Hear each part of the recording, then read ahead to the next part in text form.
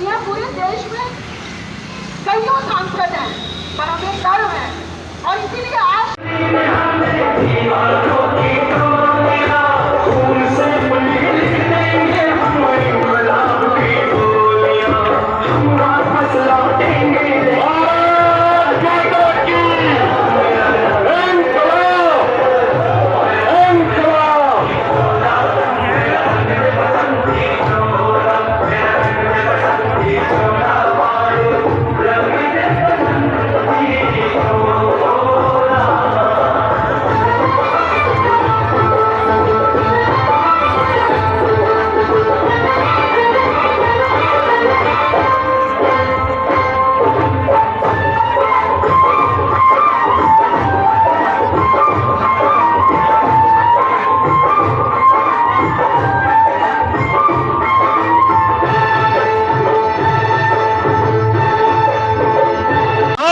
इन्हीं अन्नदाताओं ने किया जिसको आज मोदी सरकार आतंकवादी कहती है। शर्म आती है ऐसी सरकार पे। कानून के बारे में बात करो, कहते बहुत अच्छा कानून है, बहुत अच्छा कानून है। मैंने भाजपाइयों से पूछा, मैंने कहा मोदी जी ये अच्छा कानून आपसे हिंदुस्तान के किस किसान संगठन ने बनाया मांगा था, जरा मुझे बताओ।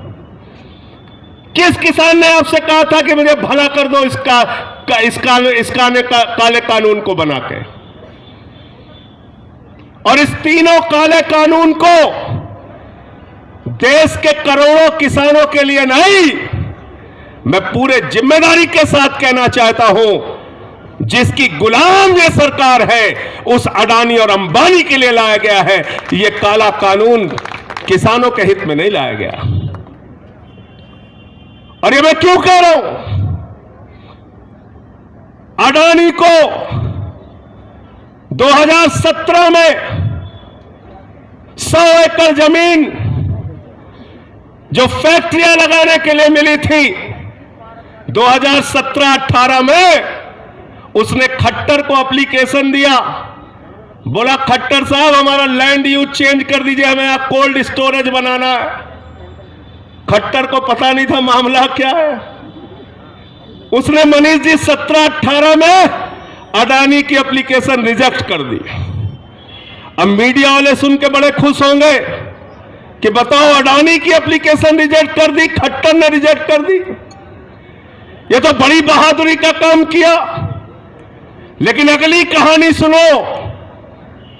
7 मई 2020 को खट्टर ने अपने मालिक अडानी से कहा, हुजूर मैं अभी जिंदा हूं, आपको चिंता करने की जरूरत नहीं है। और 100 एकड़ जमीन का लैंड यूज 7 मई 2020 को चेंज कर दिया गया और कहा यहां पर आओ और कोल्ड स्टोरेज बनाओ।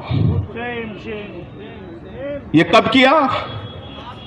7 मई 2020 को, जब दिल्ली के उप मुख्यमंत्री को ऑफिस में जाने का अधिकार नहीं था, दिल्ली के स्वास्थ्य मंत्री को ऑफिस में जाने का अधिकार नहीं था, दिल्ली के कृषि मंत्री को ऑफिस जाने का अधिकार नहीं था, दिल्ली के हमारे सप्लाई मिनिस्टर को ऑफिस जाने का अधिकार नहीं था।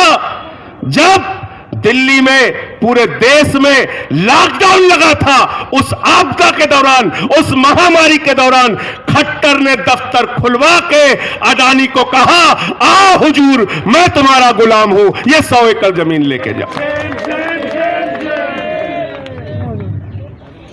7 मई 2020 छोटे गुलाम खट्टर ने 100 एकड़ जमीन दी अडानी को।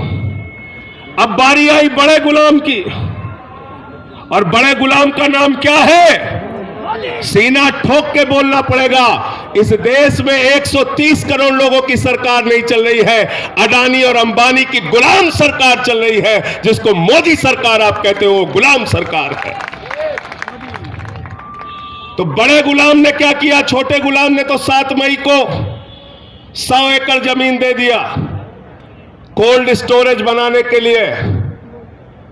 और बड़े गुलाम नरेंद्र मोदी ने कहा, अडानी जी संसद तो बंद है, देश में लॉकडाउन लगा है, महामारी फैली है, लोग मर रहे हैं, खाने के बिना मर रहे हैं, मैं ताली बजवा रहा हूं, थाली बजवा रहा हूं, 9 मिनट अंधेरे में रख रहा हूं। चिंता मत करो, पूरा देश अंधेरे में रहेगा।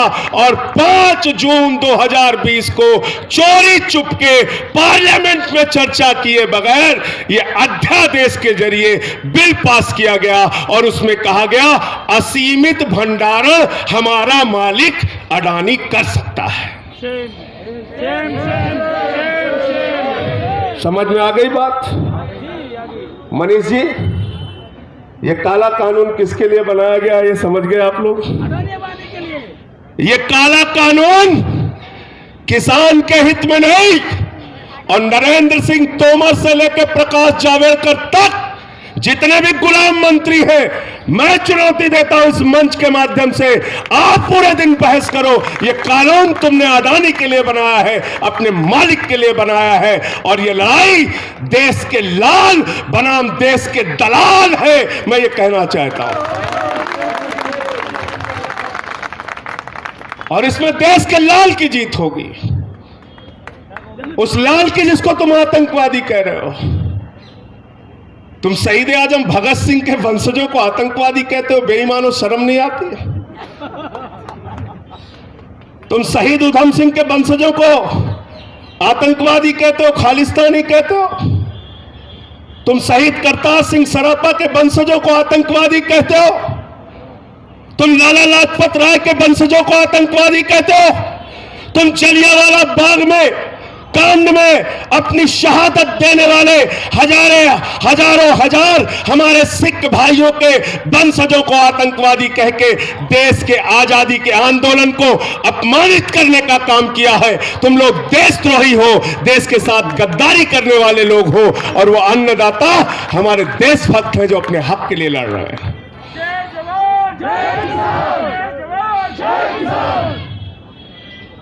आपने कहानी पढ़ी होगी, खबरें पढ़ी होंगी आपने, पढ़ के आंख में आंसू आ गया। पिता सिंगू बॉर्डर पे आंदोलन में बैठे हुए थे, बेटा सीमा पर शहीद हो गया। सुखबीर सिंह, बेटा सीमा पर भारत माता की रक्षा के लिए शहीद हो रहा है, और पिता धरती माता की रक्षा के लिए आंदोलन कर रहा है। और ऐसे लोगों को आतंकवादी कहने वाले लोग कौन है, ये हमको और आपको तय करना होगा। ये देश के गद्दार लोग हैं, ये अडानी और अंबानी के गुलाम लोग हैं जो अन्नदाताओं को अपमानित करने का काम कर रहे हैं। और ऐसे समय में साथियों और दोस्तों, पूरे देश के अंदर यह हो रहा है। अडानी ने मोगा के अंदर में भी अपना कोल्ड स्टोरेज बना लिया। पूरे देश में अडानी और अंबानी के कोल्ड स्टोरेज बन रहे हैं, और आपको समझाया जा रहा है किसान के हित में बिल है, किसान के हित में बिल है। मई के महीने में, जून के महीने में हमको आपकी चिंता थी कि पड़ोसी की जान कैसे बचेगी। हमको आपको चिंता थी कि हमारे मोहल्ले में कोई भूखा तो नहीं है। मोदी जी को चिंता थी आपदा में अवसर तलाशो, हमारे 2 मालिकों का पेट हम कैसे भरेंगे। आप गरीबों का पेट भर रहे थे, मोदी जी अपने मालिक का पेट भर रहे थे, अडानी का, अंबानी का पेट भर रहे थे। और इस 3 बिल के अंदर कहीं पर भी एमएसपी की गारंटी नाम का शब्द नहीं लिखा हुआ है। मैंने कहा भाजपाइयों, इसमें एमएसपी की गारंटी कहां है? तो कहने लगे संजय जी, अरे आपने सुना नहीं मोदी जी ने कितना बढ़िया भाषण दिया पार्लियामेंट में, प्रधानमंत्री ने कह दिया एमएसपी मिल जाएगी, एमएसपी मिल जाएगी। आप क्यों नहीं मानते? प्रधानमंत्री की बात पे आपको भरोसा नहीं है? तो मैं आज जितने चंद लोग बैठे हैं उनसे पूछना चाहता हूं, अगर आप लोग कह दोगे मैं भी प्रधानमंत्री जी की बात मान लूंगा। प्रधानमंत्री जी ने भाषण दिया था 2 करोड़ रोजगार देंगे, मिल गया क्या? जोर से बोलिए। प्रधानमंत्री जी ने कहा था हर खाते में 15 लाख आएगा, आ गया क्या? प्रधानमंत्री जी ने कहा था जीएसटी से दूसरी आजादी मिल जाएगी, मिल गई क्या? प्रधानमंत्री जी ने कहा था नोटबंदी से तकदीर बदल जाएगी, बदल गई क्या? प्रधानमंत्री जी ने startup India, make in India, stand up India, sit up India, sit down India, जो मन में आया बोला। सब हो गया क्या? हुआ क्या? तो प्रधानमंत्री जी अगर कह रहे हैं कि एमएसपी मिल जाएगी तो मिल जाएगी क्या? बाद में क्या बोलेंगे? क्या बोलेंगे? जोर से बोलिए। जुमला था, जुमला था। तो किसान भाइयों को क्यों भरोसा नहीं? क्योंकि उनको कहा था स्वामीनाथन आयोग की रिपोर्ट लागू करेंगे, यानी C2+50%, यानी फसल का जो लागत मूल्य है उसके ऊपर 50% मुनाफा तुमको देंगे। कब कहा था? 2014 में। किसानों को कहा था तुम्हारी आय दोगुना कर देंगे। कब कहा था? 2014 में। 6 साल में फसल का 1.5 गुना दाम नहीं दिया, आय दोगुना की नहीं, तो क्या किसान को मानना चाहिए कि एमएसपी मिल जाएगी? मानना चाहिए क्या? अच्छा मान लो मेरा एमएसपी से कम पे अनाज खरीदा गया। मैं भी किसान हूं, मेरे पिताजी कृषि करते हैं, और मैं कोर्ट में गया। मैंने कहा जज साहब हमको फसल का दाम नहीं मिला, हमें फसल का दाम दिलाइए, एमएसपी दिलाइए। जज साहब कहेंगे भाई कानून लाओ, पेशकार महोदय। वकील साहब भी बहस करेंगे हमारे, उस कानून में पढ़ेंगे तो एमएसपी नाम का कहीं जिक्र नहीं। तो जज साहब कहेंगे भाई इसमें एमएसपी तो लिखा नहीं। तो मैं उनसे कहूंगा जज साहब आपने मोदी जी का भाषण नहीं सुना? उन्होंने कहा था एमएसपी देंगे, जरूर देंगे, बार बार देंगे, सही सही देंगे। तो जज साहब हमारी एप्लीकेशन पकड़ेंगे, उसको कूड़ेदान में डाल देंगे। वो कहेंगे कानून से एमएसपी मिलती है, भाषण देने से एमएसपी नहीं। क्लियर हो गई बात? दूसरी बात क्या कह रहे हैं? कॉन्ट्रैक्ट खेती करेंगे, कॉन्ट्रैक्ट खेती। अब एक कॉन्ट्रैक्ट खेती क्या है? अडानी के साथ, अंबानी के साथ, टाटा के साथ, बिरला के साथ, बड़े बड़े पूंजीपति के साथ किसान कॉन्ट्रैक्ट करेगा, अपने खेत का अनुबंध करेगा। वो अपने हिसाब से फसल पैदा करेंगे, बीज का इस्तेमाल करेंगे, खाद का इस्तेमाल करेंगे, और अगर फसल बर्बाद हो गई तो किसान न्यायालय नहीं जा सकता। इस कानून में लिखा है। वो कहां जाएगा? एसडीएम के दफ्तर में जाएगा, डीएम के दफ्तर में जाएगा। तो डीएम और एसडीएम अडानी की सुनेगा, अंबानी की सुनेगा कि आम किसान की सुनेगा? ये आप तय कर लो। ये कॉन्ट्रैक्ट खेती का कानून किसान को उसके ही खेत में गुलाम बनाने की कार्रवाई है, इसलिए इसका विरोध किसान कर रहे हैं। ये दूसरी बात समझ में आ गई। और तीसरी बात क्या है? तीसरी बात हमारी खास तौर से माताएं बहनें जरूर समझ लीजिए आप। असीमित भंडारण का कानून ये सिर्फ किसानों के लिए नहीं है। ये जो कानून है, इसलिए मैं आपसे कहना चाहता हूं नौजवानों, किसानों, मजदूरों, व्यापारियों, सबको इसका विरोध करना पड़ेगा। यह सिर्फ किसान के खिलाफ नहीं है, यह 130 करोड़ हिंदुस्तानियों के खिलाफ है। आज असीमित भंडारण की छूट दे दी गई। इसका मतलब अगर सामान्य किसान कोई पैदावार करता है, नितिन त्यागी कुछ खेत में पैदा करते हैं, तो वो तो जाएंगे मंडी में अपना सामान बेच के पैसा लेने की कोशिश करेंगे कि जो एमएसपी है हमको मिल जाए। लेकिन असीमित भंडारण करेगा कौन? जिसको कोल्ड स्टोरेज के लिए 100 एकड़ जमीन दिया है खट्टर ने। क्या नाम है उसका? जोर से बोलिए। अंबानी और अडानी। असीमित भंडारण वो करेगा जिसके पास बड़ा बड़ा कोल्ड स्टोरेज होगा, और बड़ा बड़ा कोल्ड स्टोरेज गरीब किसान के पास नहीं है, वो है अडानी के पास, अंबानी के पास, इसका मतलब सस्ते में किसान से गेहूं, सस्ते में किसान से चावल, सस्ते में किसान से दाल, सस्ते में किसान से मक्का, सस्ते में किसान से फल, सस्ते में किसान से सब्जियां खरीदी जाएंगी। उसको बड़े बड़े कोल्ड स्टोरेज में रखा जाएगा और जब बाजार में उसकी कमी हो जाएगी तो माताओं और बहनों महंगे दामों पर उसको बेचा जाएगा। तो देश में महंगाई बढ़ाने का कानून मोदी जी ने पास कर दिया है। आज जमाखोरी, कालाबाजारी और महंगाई को लीगलाइज करने का, वैधता प्रदान करने का कानून मोदी सरकार ने पास किया है। इसका पूरे देश में विरोध होना चाहिए कि नहीं होना चाहिए? यह है 3 काला कानून। और ऐसे बहुत सारे प्रावधान है, गिनाने लगूंगा तो कई घंटों लग जाएंगे। ऐसे बहुत सारे प्रावधान इस कानून में हैं जो किसानों के खिलाफ है और उनको समझाया जा रहा है बहुत अच्छा बिल है, बहुत अच्छा बिल है। अरे भैया, वो बैल को बधिया बांध के खेत जोतते हैं, उनको मत सिखाओ तुम। वो बैल को ठीक कर देते हैं, तुम जैसे बैलों को तो बिल्कुल ठीक कर देंगे। अड़ियल बिगड़ैल बैल जो होते हैं उसको किसान ठीक कर देते हैं। ये सत्ता में जो बैल बैठे हैं इनको तो बिल्कुल वो ठीक कर देंगे।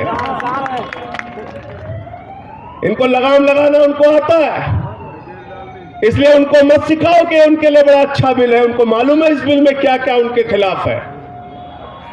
इसलिए साथियों और दोस्तों, मैं आपसे निवेदन करना चाहता हूं, दिल्ली के मुख्यमंत्री अरविंद केजरीवाल जी ने जो साहसिक फैसला लिया है, आज उसकी सराहना सिर्फ पंजाब और हरियाणा में नहीं, उत्तर प्रदेश हो, बिहार हो, बंगाल हो, उड़ीसा हो, कर्नाटक हो, तमिलनाडु हो, केरला हो, पूरे हिंदुस्तान का किसान कह रहा है दिल्ली के मुख्यमंत्री अरविंद केजरीवाल ने जेल को, स्टेडियम को जेल नहीं बनने देकर एक हिम्मत का फैसला किया है, बहादुरी का फैसला किया है और मोदी सरकार को जवाब देने का काम किया है। और जिस दिन से केजरीवाल जी ने स्टेडियम को जेल देने से, बनाने से मना कर दिया, पूरी की पूरी मोदी सरकार केजरीवाल के पीछे पड़ी है। सिंघू बॉर्डर पे किसान का हालचाल पूछने चले गए। अरे तुम तो लाठियों से पिटवाते हो, हम उनके घाव पे मरहम लगाने चले गए। लौट के आने पे घर में नजरबंद करा लिया, हाउस अरेस्ट करा लिया। 8 तारीख को भारत बंद में केजरीवाल निकल ना जाए इसलिए उनको हाउस अरेस्ट करा लिया। तुम एक नहीं 1000 बार हाउस अरेस्ट कराओ और नजरबंद कराओ मोदी जी, ये आंदोलन के कोख से निकली हुई आम आदमी पार्टी है और इसके कार्यकर्ता तुम्हारे जेल और लाठी से डरते नहीं।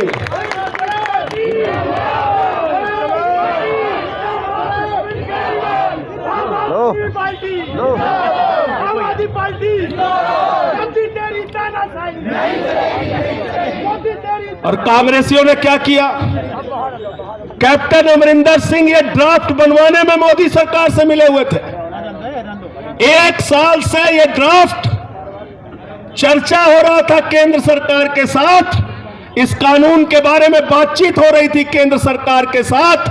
और उस हाई पावर कमेटी में कौन शामिल था? पंजाब का मुख्यमंत्री कैप्टन अमरिंदर शामिल था। उसने 1 साल तक देश के किसानों को नहीं बताया, पंजाब के किसानों को नहीं बताया कि यह काला कानून उनके खिलाफ है, उनके पेट पर लात मारने की कार्रवाई है। क्योंकि कैप्टन अमरिंदर के खिलाफ ईडी की जांच चल रही है और अमित शाह जब बुलाते हैं कहते हैं घुटने के बल खड़े हो जाओ राजा साहब, तो राजा साहब घुटने के बल खड़े हो जाते हैं। यह पंजाब की हकीकत। इसलिए कैप्टन अमरिंदर भी इस बिल के विरोध में नहीं बोल सकते। तो कांग्रेस और भाजपा दोनों भाई मिलकर इसकी मलाई खाना चाहते हैं। आज अडानी के हाथों में पंजाब की बिजली को बेचकर कैप्टन अमरिंदर ने भी साबित किया वो मोदी जी के भक्त हैं, भाई हैं, उनके इशारे पे काम करने वाले मुख्यमंत्री हैं। वो पंजाब के किसानों के हित में नहीं, देश के किसानों के हित में नहीं, मोदी सरकार और अमित शाह के कहने पर काम कर रहे हैं। इसलिए साथियों, एक ईमानदार नेतृत्व, एक सच्चा नेतृत्व, एक जुझारू, एक संघर्षशील नेता हमें मिला है, जो खुलेआम कहता है सड़क से लेकर संसद तक किसान की लड़ाई में हमारा एक एक कार्यकर्ता लाठी खाने से लेकर जेल जाने तक तैयार है। उसका नाम है अरविंद केजरीवाल। इसलिए हम आप मिलकर इस आंदोलन को आगे बढ़ाते रहेंगे। रुकने, डरने और झुकने की जरूरत नहीं है, आगे बढ़ते रहने की जरूरत है। निश्चित रूप से सफलता मिलेगी। इन बेईमानों के हाथों ये अमन बिक रहा है, चमन बिक रहा है, गरीबों के तन का कफन बिक रहा है, बाजारों में राधा का तन बिक रहा है। यारो बुरा न मानो तो कह दो, इन बेईमानों के हाथों वतन बिक रहा है, इन बेईमानों के हाथों वतन बिक रहा है। पूरे देश का सौदा कर रखा है। चंद पूंजीपतियों को 10.5 लाख करोड़ का कर्जा दिया है, 10.5 लाख करोड़। मैं अगर लिखूं, कह दूं कि 10.5 लाख करोड़ लिख दो तो जीरो लगाते लगाते आप थक जाओगे। लाखों करोड़ का टैक्स माफ करते हैं उनका हर साल। उनके लिए कोई नियम, कोई कानून नहीं। आप छोटी सी कोई मांग लेके जाओ तो आपको बार बार हताश किया जाता है, अपमानित किया जाता है, देशद्रोही कहा जाता है। और तुमसे हमें देशद्रोही और देशभक्ति का प्रमाण पत्र नहीं चाहिए। मैं तो पूछता हूं भाजपाइयों से, अरे 10 नाम तो बता दो आरएसएस और बीजेपी से जुड़े हुए लोगों के, जिन्होंने देश के आजादी के आंदोलन में अपनी कुर्बानी दी हो। 10 नाम बता दो, हम जान जाएंगे तुम देशभक्त हो। जो लोग अफजल गुरु को शहीद मानने वाली पीडीपी के साथ समझौता करते हैं, जो लोग 52 साल तक नागपुर के मुख्यालय पे तिरंगा झंडा नहीं फहराते, जो लोग कारगिल शहीदों के ताबूत में घोटाला करने का काम करते हैं, जो मोदी जी बगैर बुलाए नवाज शरीफ के बर्थडे का केक काटने चले जाते हैं, जो मोदी सरकार आईएसआई को भारत में बुला के भारत माता को अपमानित करने का काम करती है, उस भाजपा और मोदी सरकार से किसी को भी इस देश में देशभक्ति का प्रमाण पत्र नहीं चाहिए। और इसलिए साथियों और दोस्तों, हम लोग आंदोलन के कोख से निकले हुए लोग हैं। सरकार में रहें, विधायक रहें, सांसद रहें, मंत्री रहें ना रहें, एक हिंदुस्तानी के नाते, कार्यकर्ता के नाते, आम आदमी का सिपाही होने के नाते, अरविंद केजरीवाल का साथी होने के नाते हम सबकी जिम्मेदारी है किसान आंदोलन में मजबूती से हम किसानों का साथ देंगे। और उसके लिए जो भी हमें झेलना पड़ेगा, बर्दाश्त करना पड़ेगा, उसको झेलने बर्दाश्त करने के लिए तैयार है। झेल भी रहे उत्तर प्रदेश में। केजरीवाल जी ने, मनीष जी ने भेज दिया एक साकाल से लड़ने के लिए वहां।